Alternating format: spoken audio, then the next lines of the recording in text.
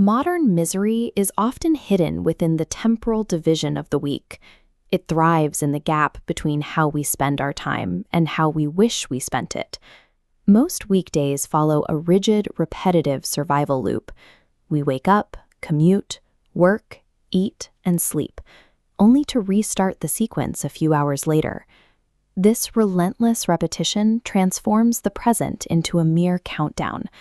Every hour on a Tuesday is valued only for its proximity to Saturday morning. This mindset is so common that it remains largely invisible.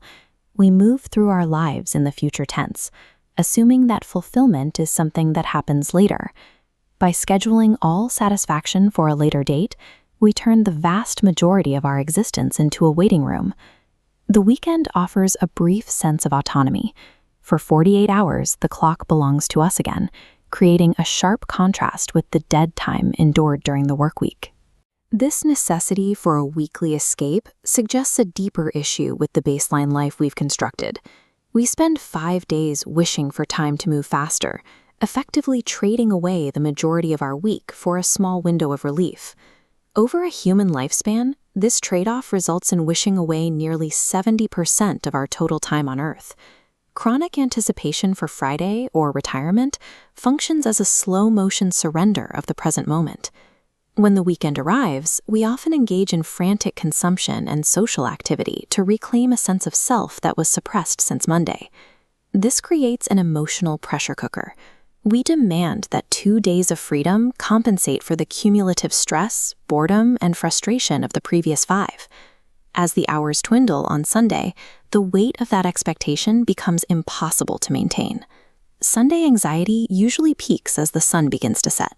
As the window of personal freedom closes, the requirement to follow someone else's schedule returns, and that loss of agency feels like a physical weight. The weekend serves as a temporary anesthetic. The dread we feel on Sunday night is simply the sensation of the numbing agent wearing off. This pattern forms a closed behavioral loop that dictates the rhythm of modern adulthood. The cycle begins with a frantic attempt to flee reality on Friday and Saturday. This is followed by a period of mandatory recovery, where we try to process the week's exhaustion. Finally, the loop closes with the return of dread as the next work week looms. Escape, recover, dread, repeat. Repeating this sequence 52 times a year creates a state of compounding exhaustion. Operating from a place of desperation ensures that the cycle remains intact, preventing any opportunity for genuine fulfillment. The weekend itself is a positive part of life. The issue lies in our reliance on it as an escape hatch. A distinct difference exists between running away from a life and choosing to enjoy one. One state is driven by the chaos of desperation, the other is built on the clarity of intention. If the calendar were restructured to remove weekends entirely, we are forced to ask how much of our daily existence would still feel worth living.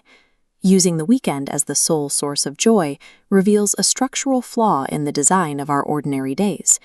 Genuinely fulfilled people typically integrate their sense of purpose throughout the week, rather than waiting for a specific date.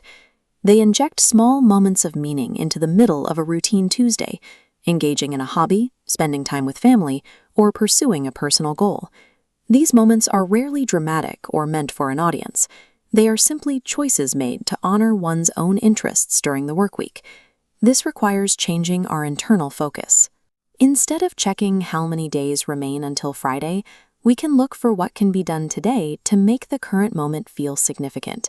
A meaningful life is constructed from the thousands of ordinary days that happen between the weekends.